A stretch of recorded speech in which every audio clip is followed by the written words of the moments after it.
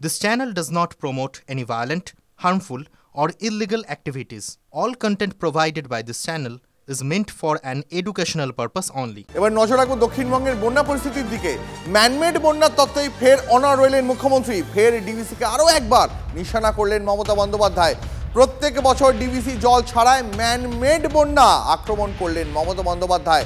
তার অভিযোগ ২০ বছর ধরে ডিভিসি ড্রেসিং করে না।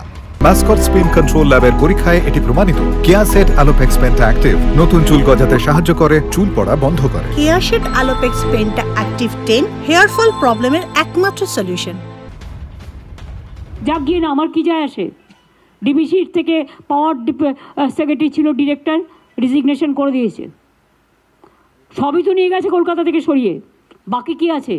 কলকাতায় একটা বিল্ডিং পড়ে থাকবে আর কলকাতার কথা শুনবে না, আর বাংলায় জল ছাড়বে, লোক মারবে। মানুষ আগে না ওর একটা বিল্ডিংয়ের কাঠামো আগে? ওখানে তো বসে সব আরাম কায়দায় বসে থাকে। জল ছাড়ে তো জল শক্তি মন্ত্রক। আমার চিফ ইঞ্জিনিয়ার ছিল, পদত্যাগ করেছে ওখান থেকে।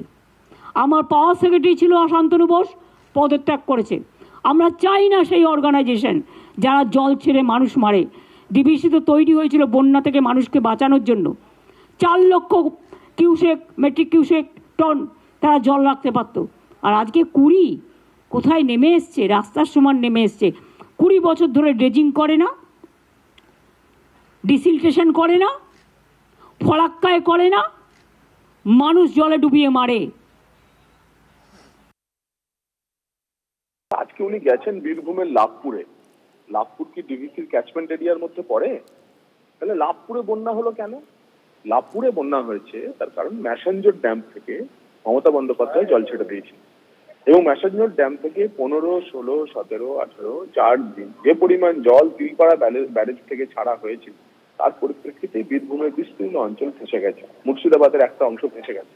ডিভিসির জলে মুর্শিদাবাদ ভাসবে কি করে? ডিভিসির জলে বীরভূম ভাসবে কি করে? দুর্গাপুরে জল ছাড়া হলো আর বীরভূমে বন্যা হয়ে গেল। আমার জানি না ওরা মানসিক সন্তুলন ঠিক আছে কিনা, মানসিক ভারসাম্য ঠিক আছে কিনা, কিন্তু আমরাও বলছি এটাও ম্যানমেড বন্যা। কিন্তু এই ম্যান বা ওমেনটি নবান্নের 14 তলায় বসে আছে। আজ বীরভূমে মুখ্যমন্ত্রী এও দাবি করেন বন্যার জেরে এই বাংলায় 28 জনের মৃত্যু হয়েছে। তাদের পরিবারের জন্য 2 লক্ষ টাকা করে সাহায্যের কথাও ঘোষণা করেছে রাজ্য সরকার। ডিভিসি জল ছাড়বে আর লোক মারবে, ঝাঁঝালো আক্রমণ করেন মমতা বন্দ্যোপাধ্যায়। বলেন জল ছাড়ে জলসম্পদ মন্ত্রক, সমন্বয় কমিটির কোনো প্রয়োজনীয়তাই নেই। ফের তোপ দাগেন মমতা। বন্যায় 28 জন মারা গেছেন, তাদের পরিবারকেও 2 লাখ টাকা করে দেওয়া হচ্ছে, এবং বিনা চিকিৎসায় যে 29 জন মারা গেছেন তাদের পরিবারকেও 2 লাখ টাকা করে দেওয়া হয়েছে। হয়তো অর্থটা তাদের কাছে খুবই নগণ্য, কিন্তু যখন একটা জীবন চলে যায় তখন অন্তত তাদের পাশে দাঁড়ানোর জন্য এটা সামান্য গভর্নমেন্টের কাছ থেকে একটা ছোট্ট কন্ট্রিবিউশন। আর আবার পুজোর আগে নিম্নচাপের জন্ম বঙ্গোপসাগরে। নিম্নচাপের প্রভাবে বৃষ্টি বাড়ছে এই বাংলায়। আজই ভারী বৃষ্টির পূর্বাভাস রয়েছে দক্ষিণ 24 পরগনা, পূর্ব মেদিনীপুরে। আগামীকাল দক্ষিণবঙ্গের 9 জেলায় হলুদ সতর্কতা জারি হয়েছে। ভারী বৃষ্টি হতে পারে হুগলি, 24 পরগনা, 2 মেদিনীপুরে, পূর্ব পশ্চিম বর্ধমানে, বীরভূমে, মুর্শিদাবাদে, নদিয়াতেও। বৃহস্পতিবার ভারী বৃষ্টির পূর্বাভাস রয়েছে ঝাড়গ্রাম, পুরুলিয়া, পশ্চিম বর্ধমানে। ঝাড়খণ্ডে 3 দিন ভারী বৃষ্টির সতর্কতা রয়েছে। সেক্ষেত্রে বেশি বৃষ্টি হলে আরও জল ছাড়ার পরিমাণ বাড়াতে পারে ডিভিসি। উত্তরবঙ্গে ভারী থেকে অতি ভারী বৃষ্টির সতর্কতাও জারি করা হয়েছে।